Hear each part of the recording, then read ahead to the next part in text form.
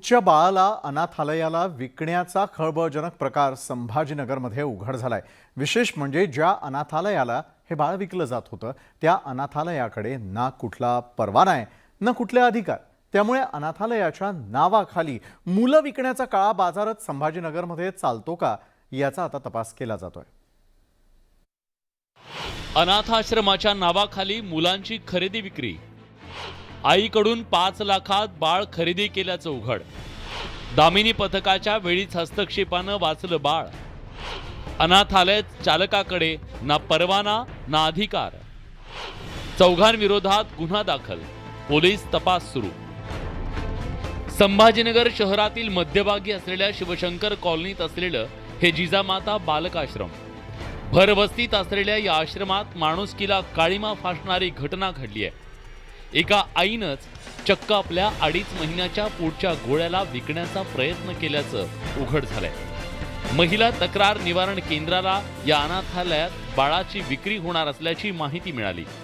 त्यानुसार महिला तक्रार निवारण आणि पोलिसांच्या पथकानं अनाथालय गाठलं। संपूर्ण आश्रमाची पाहणी केली असता एका खोलीत एक बाळ झोळीत झोपलं होतं। आश्रमाचा मालक दिलीपची पत्नी सविता बाळाजवळ बसली होती। पथकानं विचारपूस केली असता पैठण तालुक्यातल्या बाबळुरुड इथल्या सुनीता विलास साबळे यांनी भावासह 14 जून रोजी आम्हाला बाळ दत्तक दिल्याचा दावा केला।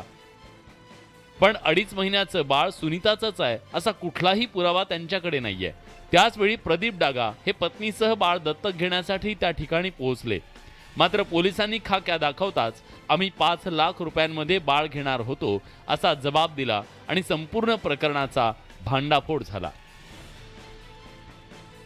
आम्ही ते बालक ताब्यात घेतलं आणि सविस्तर आणि महिला व बालकल्याण समितीसमोर हजर केलं आणि बालकल्याण समितीने त्यामध्ये गुन्हा दाखल करण्याचे जे आदेश दिले आणि आम्ही काल गुन्हा दाखल केलेला आहे।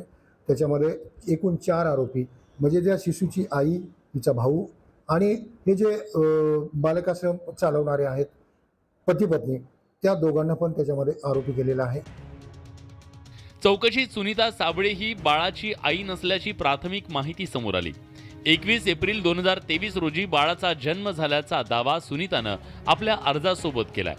मात्र सुनीताच्या पतीचा मृत्यू प्रमाणपत्रावर पतीचं निधन 16 नोव्हेंबर 2021 मध्ये झालंय। शिवाय तिसरं अपत्य 4 वर्षांचं असल्याचं सुनीतानं पोलिसांना सांगितलं। त्यामुळे सुनीतानं दिलेली माहिती आणि कागदपत्रांमध्ये तफावत असल्यानं सुनीता सुद्धा बाळाची आई कशावरून असा गंभीर प्रश्न निर्माण झालाय। घेणारे जेव्हा पालक तिथे आले त्यानंतर मग मात्र याचा उलगडा झाला की ते बाळ त्या जे घेणारे होते बालक त्या बालकाला घेण्यासाठी झालेले आहेत आणि त्यांनी सुद्धा ते आपल्याला स्टेटमेंट दिलं की ते बाळ आम्ही 5 लाखामध्ये आमचा व्यवहार झालेला आहे ते बाळ घेण्यासंदर्भात। API चंदन आहेत, त्यांना त्यांच्यासोबत घेऊन जवाहरनगर पोलीस स्टेशनसोबत आपण ती कारवाई पूर्ण केलेली आहे। या संपूर्ण घटनेनंतर महिला तक्रार निवारण केंद्राच्या 2 महिला अधिकाऱ्यांनी दिवसभर बाळाची देखभाल केली। संध्याकाळी बाल समितीच्या आदेशानं समाज मंदिराच्या ताब्यात दिलं गेलं। पण डागा यांना दिलीप बाळ विकत असल्याचं कसं कळलं? दिलीपनं यापूर्वीही असे प्रकार केले होते का? पैठणच्या महिलेला दिलीपविषयी माहिती कशी मिळाली? असे अनेक प्रश्न अजूनही अनुत्तरित आहेत।